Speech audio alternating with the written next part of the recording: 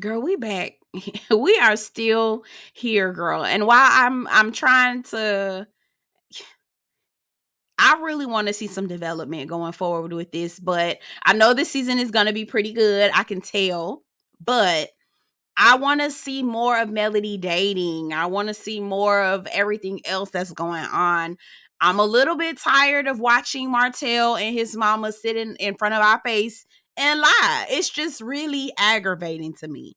You know what I mean? I want to see some more going on because girl, it's too much. It's too much. It really is. Anyway, we are here. My name is Belle. This is the Belle Perspective. This is season 8 of Love and Marriage Huntsville, episode 1, Arrested Redevelopment, and we start off with the shenanigans with Martell. All of this, it's just. Now, I don't know if you've been watching this show since season 1, but I have. And every time Martell get into some mess, do some mess, he always starts the new season up sitting in front of his mama. And his mama always, and when I tell you his mama gonna always enable, lie, and never hold him accountable. I said, you know what? I can't even be mad at the way that Martell carry on because, baby, Marlene, girl, Marlene said, Martell, keep being the man that you are. Girl, have you watched any of these seasons that your son is on? Girl, you want him to keep being like this? Y'all, truth is, I'm tired. Girl, I'm tired. This can't be for real. I'm already tired. Marlene is gonna enable him to no end. Girl, the way that Marlene be enabling Martell, it should set a Guinness World Record. We need get the Guinness Book of World Records and document how Marlene sit up there and enable Martell. Okay. And if you think for a second that Martell got arrested just over some text messages, use a plum fool. I'll tell you that. And you ain't got the sense God gave a Billy Goat. That's all I'm gonna say. Okay, so we getting into it. I'm not a Melody fan, not at all. But when it comes to Melody and Martell, I'm always gonna be on Mel's side. Period. Okay. Now, if it comes to anybody else, I gotta reassess the situation. But Mel versus Martell, I'm always gonna be on Mel's side because more thing Martell gonna do, and he ain't never failed to do, is lie. Okay. So Martell gets arrested, right? They're playing this ominous music and carrying on, and Martell is sitting down and he is telling us in the confessional that, he got arrested for sending just text messages. Who does that? Who sends somebody to jail for just some text messages? 8 sentences. I just sent her that. I said, you know what, Martell, I'm not about to play with you. Because first of all, why are you not telling us what exactly was said in those text messages? Okay. 1, 2, obviously the courts thought that the mess that you sent over to her was valid enough to issue out an arrest warrant for your behind. So please, I the way that I just look at Martell, like, please, and I'm so sick and tired. Okay, I'm so sick and tired of people making excuses for Martell. We have seen him for 8. This will be the 8th season. We have seen him for 7 seasons. And I'm not about to let him play in my face. Stop playing with us. Like, I don't understand. So as Martell is lying to us in the confessional, ominous music is being played. We see a quick snippet of Stormy and Courtney talking about the situation. Stormy is asking Courtney what he feels about it. Courtney is saying, well, these are text messages. This shouldn't be, filed under DV. Courtney, be quiet. You don't know. Okay? He feels like none of this is warranted for Martell. You have no idea. You have no idea the situation. And if you, and honestly, I'm kind of looking at Courtney sideways just a little bit because, like, sir, have you not been watching the season since season 1? And if you haven't, you need to go back. Okay? You really do. Anyway, we see Mel. She's hired security. She's got somebody in the front. She got somebody in the back. She got cameras everywhere. I know that's motherfucking right, girl. Because your ex-husband is crazy. And he been crazy. Quiet as it's kept. I really wish, no matter how much I love this show, I really wish Mel would just shut the shit down. Because honestly, it's going to continue to get worse and worse as Martell tries to make his star rise. Because he is a narcissist, and I truly do believe that he is a narcissist, and I don't like to throw that word around. I'll just be using it for everybody, but I do believe that he is a narcissist. He cares more about his image than anything. And if he feels like you're trying to jeopardize his image and the way people think of him, he is coming for you. So I really want Mel to just gather her things and not continue the show anymore. But while we're here, girl, I'm going to just go ahead and enjoy the mess, girl. Okay. So anyway, shout out to Mel and the security team. Again, we get kind of like a bounce back and forth between Martell and Melody. Martell is talking to delusional ass Marlene, and we see Melody talking to her big brother Marcus, who came down, and Mel didn't know that he was going to come down, but he came because he heard all the hoopla going on in the blogs. Mel wasn't answering her phone, so he hopped down, all right, and said, "What's going on? What's up, sis? I'm here." Okay, so I know that's right. One thing I did want to point out between the two of them, both Martell and Mel are not natural in front of the camera at all. Martell was smirking like, I can't believe, almost a year ago I got arrested over some text messages. But a year ago, I was like, how are you smiling and smirking about this? You are so weird. You know what? At first I was gonna talk about Marlene like a dog, but you know what? I'm not gonna do it. Because we've seen this, girl. We've heard it all before, okay? So, Mel with Marcus. Mel tells Marcus what happened. And I believe Mel. Martell sent her a message threatening her, saying that he was going to release the tape of them. Because when they were married, I guess they made a little tape. That's why I don't make tapes with nobody. I don't care who it is. Because you're not about to come back and try to use that shit on me, okay? So, Mel was threatening Martell was threatening Mel with a tape that they had done when they were married, basically saying he was going to use a fake Instagram account, okay, release it, and then try to use that as his way of proving that Mel was cheating on him. I said, girl, just I'm so tired, child. I'm so tired. I'm really tired. I'm not even surprised. I'm just tired. Are you not tired? That's my thing with Mel. I'm like, she must like this drama, because honestly, pull the plug on the whole show. I wouldn't be coming back. I really would not come back if this is how my ex-husband was going to be carrying on. But anyway, so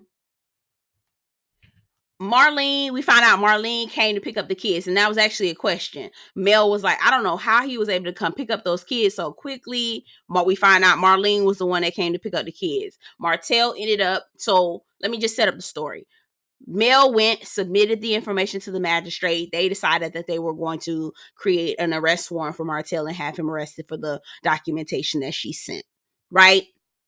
They didn't go and hunt him down and arrested him or anything like that. They were just waiting for him to either get, pulled over for a traffic stop or, anything like that. He ended up going to court to pick up some documents. Now, I'm curious as to what those documents were, because he seemed a little secretive about that too. But, anyway. So he was going to pick up some documents at the court, and that's when he found out that he was being arrested. They arrested him. The kids were with him when he went to go pick up those documents. He called his mama. Mama came to go get the kids, right? He ended up getting a mugshot, going to jail, and being released. Now, Mel says she hasn't heard from anybody. She hadn't heard from Martell. She hadn't heard from Marlene, and the kids didn't say nothing in her either. So I just feel so badly for Mel, because, girl, you have to share children with this man. Is this not enough to get his custody pulled? Like, is this not enough for him to get for them to pull his custody? Anyway, so she explains to us what happened. He took the video. He did everything. So in the confessional, they asking Martell, what exactly did these text messages say? He sends a screenshot to, I guess, the production team, who then share with us, you're bullying me. Leave me alone. I'm going to treat you the way you treat me. Right. And then somebody in the production team says, didn't you send an attachment? He was like, oh yeah, also, but I also sent an attachment. I said, God, see, no. See, that's why I never can believe Martell, because he will tell you only a little bit of halfway of what happened.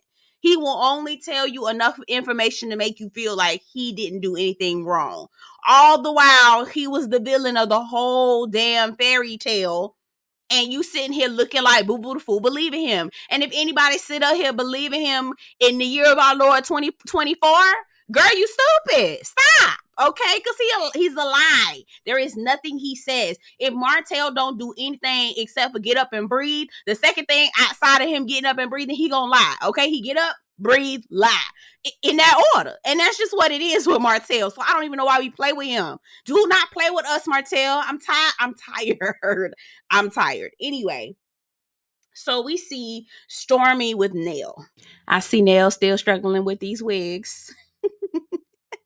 Some things just ain't gonna change, y'all. Some things just ain't gonna change. Now, Stormy looked good, y'all. She really did. Now, y'all think she went under the knife? Did she go up under the knife, child? I don't know. She looked good. I'm not mad at it. She looked good. So her and Nell sitting up there talking about Kiki and how Kiki basically got herself into some trouble, revealing everything that happened behind the scenes. Apparently she was mad with Mel and told the blogs. Blogs then turned around and basically outed her and all this other stuff. Kiki trying to blame her mama. Stormy feeling crunchy for even defending Kiki last year. I said, child, Kiki was very volatile, Stormy. I mean, there was nothing about Kiki that gave you, stable person. I'm not even gonna hold you, okay? Anyway, so they basically gossiping about everything going on around, okay? So Stormy brings up the situation with Martell and Mel. Nell immediately hops on the save black men, don't send him to jail tip. Girl, go away from us with this. Go away from us with this, okay? And the reason why I say that is because Martell was not concerned about being a father of 4 or 5 or 6 or how many of the goddamn kids he got now. Martell was not worried about how many kids he had when he was running them damn streets. Martell wasn't worried about how many kids he had and the father he was of all them goddamn kids when he was in here sending the messages to his wife. He wasn't doing, or to his ex-wife. He wasn't worried about none of that shit. But now, okay, now when he is showing his whole entire ass, an ass that Nell you have seen in live and in living color in your backyard, girl, and you gonna grab your cape and put on a cape for motherfucking Martell raggedy asshole, girl. If you gonna put on a cape, girl, put on a cape for a nigga like, girl, Russell Wilson, girl. Put on a cape for goddamn, girl, I don't know, Barack Obama. Somebody who seemed like they got a little business about themselves. You putting on a cape for Martell raggedy Holtz? Girl, you wasting your time. You wasting your time, but that's all right. If you want to waste your time, go right on ahead, love.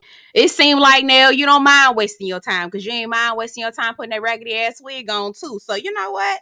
It is what it is, child. Martell sent his own self to jail by sending threatening messages, threatening his ex-wife of revenge corn. Are you kidding me? And you don't even know the whole story, but you already ready to defend him just because he's a black man. Girl, be fucking for real. Be fucking for real. Y'all already know Martell hell on wheels. Why is it so hard for y'all to believe that police need to get involved? Anyway, I think Stormy kind of was just gathering information. She didn't care she wasn't neither here nor there about it. They also bring up the situation with Sonny and Destiny and Moses. Now, girl, I did a couple shorts because I watched the video of an interview of Sonny and Moses, and quiet as it's kept, I might do a separate video on that, just giving y'all my thoughts, because that Sonny girl, I don't trust her. I don't trust that Sonny girl, and child, I don't care how fine Moses could have been.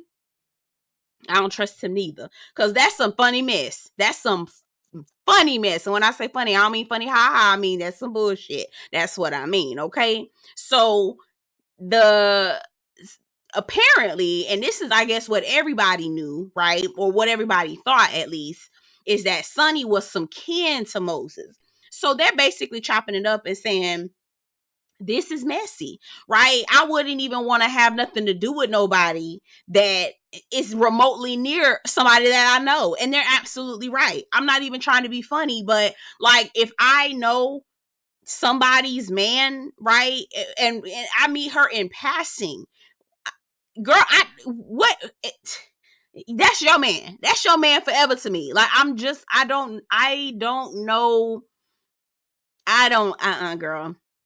This is so messy. This is so messy. Anyway, we get a clip of Tisha and Destiny. The house is finally coming together. Y'all know that house that was halfway put together with Tisha and Marceau. They're chopping up. They said that it's giving California Miami vibe. It is giving California vibe. It is. It's definitely giving tropical weather vibe. It's cute. They said this is not their real house. This is their Airbnb house. Child, they always got something going on, child. That's all I'm gonna say. Anyway, so Destiny goes to see Tisha. They sitting down talking about it. I ain't gonna hold you. Destiny looked really pretty. Her makeup looked amazing. She looked really, really good. She did. I